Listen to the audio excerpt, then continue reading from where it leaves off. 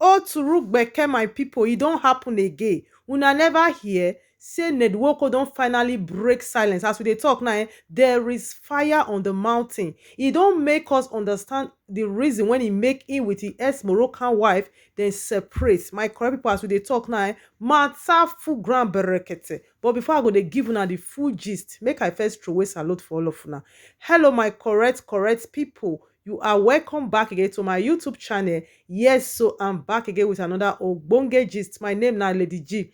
In case today na your first time when you come across my channel and you never subscribe, I beg make you don't forget to subscribe and click the notification bell so that anytime when I throw away ogbonge gist like this, you don't go feel they miss some.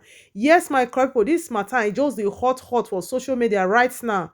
Una know say since when this Jaruma matter with this Laila, when e come be like say e don break up from Nedwoko, say they no dey marry again, and the Regina Daniel matter dey fly up and down for social media since all these days. Neither Nedwoko nor Regina Daniel don come out talk im own side of the story. They never even shook mouth for the matter. Even the Regina Daniel mama wey dey drag sef, like I pass my neighbor, she herself never shook mouth for the matter. So the matter now e don full everywhere. Last now Nedwoko come out come give us the real reason wetin really happen when he make in with Laila. They come share garri, my correct people. When I see the something e shockalize me, I go drop the write-up for now, but una go get patient because the write-up the thing plenty o, not be here, but I go drop some, I go read some, I go summarize some. Anyone wanna feel listen to my correct people. According to Nedwoko, this na the thing when he write to the public when he make in and this Laila they separate. Come say according to Ram, the lawmaker went on to explain how her marriage to ex-Laila ended. According to him, the marriage ended after Laila underwent plastic surgery. That is, he say Laila go do yansh or be whether na mouth he go do. I don't know which one. He no specify the thing.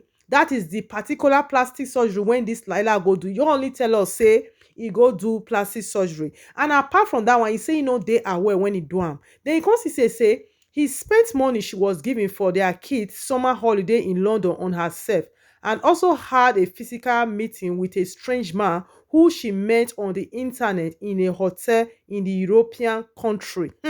My correct people, Nedwoko dey let us dey understand now say this Laila now say no be only say e go do yansh or e go do mouth, say e still go find another bobo for them when e dey younger than him wey be Nedwoko. And we come dey hear say na through chat na him take know this guy.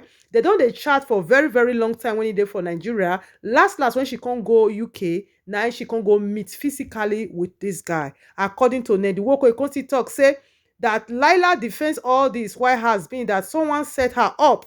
The woman come tell say na set na they set her up, alleging that his ex-wife rough their pikins them. He exposed them and engaged them in yeye behavior, which no reasonable man will tolerate as a husband. The former lawmaker stated that the clarification become necessary because Laila has continuously played the victim while she is reportedly the aggressor.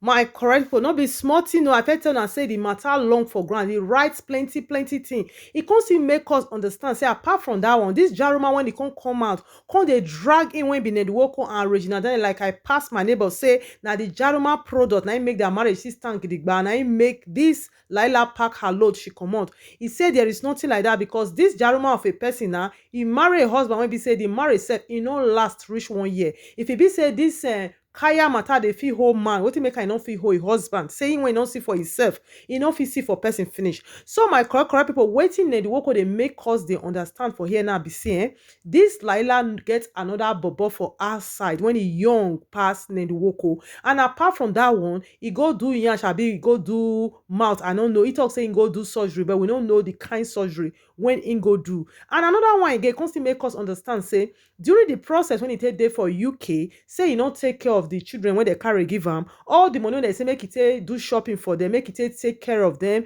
She can't use all of them for herself. And for that reason, they say now from one club to another, now she dey jump to for UK. Say the children now they can't tell their papa say this now the kind of life when their mama come they live for year holiday when you send us. Not be so e be o. Just because say Laila no get time for the children, e dey jump from one club to another and he go dey block another bobo. He go leave only the children for hotel. Say the children now they come they do some some kind thing wey be say e come put them for big wahala. E come happens to be say him wey be the Nedwoko sef, e have to spend no less than £700 when e be say na dem fit take bail themselves comot for that wahala for that hotel when e be say dem fit take pack their load comot go lodge for another one. E no still finish for there, my correct people. E come still make us understand say apart from all these things wey happen, say this Laila sef, e come still carry korokoro join am. She come catch am just because say the way she dey do fion dey pass everywhere. Na this koro sef, e come catch am. Say that one no come be another thing o. After dem don treat am finish, she need to stay one corner, be say e no go fit near the children for some days and some weeks. Make the thing calm down, my correct people. No be small matter o. Apart from that one, my correct people, e say na another nanny, that is na house girl abi nanny, na him come send when he come help am carry the children from UK, carry them come back to Nigeria. When he come take save them, apart from that one, the children, those two girls, na know say those two girls, they don first talk, and these two Laila two girls pikin when he get, he don first talk and say na Regina Daniel they come like pass their mama. I no understand anything again, my correct people. The Moroccan woman don't go their country. She can't carry the small one when it be boy for his. I can't carry and follow body. So these two girls now, so they talk now. Then they with Regina Daniel because they don't even talk and say now Regina Daniel now they like pass their mama. So now then they call their papa, they tell their papa all these things. So according to Ned, he said when he asked this Laila, say all these things when they hear now true, and the money when he give you don't spend them, and now expenses upon expenses. You go put yourself for Igbesi and wahala for there. Now you will be Nedwoko, they send money when you take bail yourself out, my correct people. Now Laila can't take hand follow all these pickings them. He can't panel bid and say what make them go tell their papa. According to Ned, na so Ned talk. So when Laila come, now come and say, Lie, you don't fit enter this house. There is no space for you again. Now Laila come to say na play. Come to say this thing when Ned they talk, so not be play. Now she come kuma carry her bag and baggage, so now she come waka go her place Morocco. Not be smart in my correct people. I go still drop some comment from the commenters associations of Nigeria. And now we be the social media in-law. We need to shook mouth for this matter because a lot of people now they wonder why be say Nedwoko make us understand say he take all these women, he take them do juju. So how come this woman now come they chat with another man all the way from Nigeria? Sote come go block am for UK. And this juju self he no do anything. My people, I go drop some of the comments for Naso and herself. We'll see shook mouth for this matter. How na see and how na think am. One person come talk say, I believe Laila was set up. I mean, the story they are trying so hard to paint about her is not adding up. Nah, this is complete yeah. Besides, why try to tarnish her image? The marriage has been resolved, so why all this? The person can't hiss. Another one can't talk say, I thought they said if any of the wives sleep with another bobo, na RIP na go be. Abi there is a penalty, or did they just say those things to scare them? That one are the same question me they ask. Oh, if you ask me, now who I will ask. Another one can't talk say, now their family problem be that. If him like, make him marry third and fourth, not my business. Besides, Laila is with her children. So I don't even understand this write-up because she took her children with her back to her country. My people, it be like say this person when he write this comment, he go research again because this Laila two children when be girls, then they with Regina Daniel. Regina Daniel, they drop him every time. I don't see her reach 2-3 times, even video. They're not there with their mama. Now the small one, I there with their mama.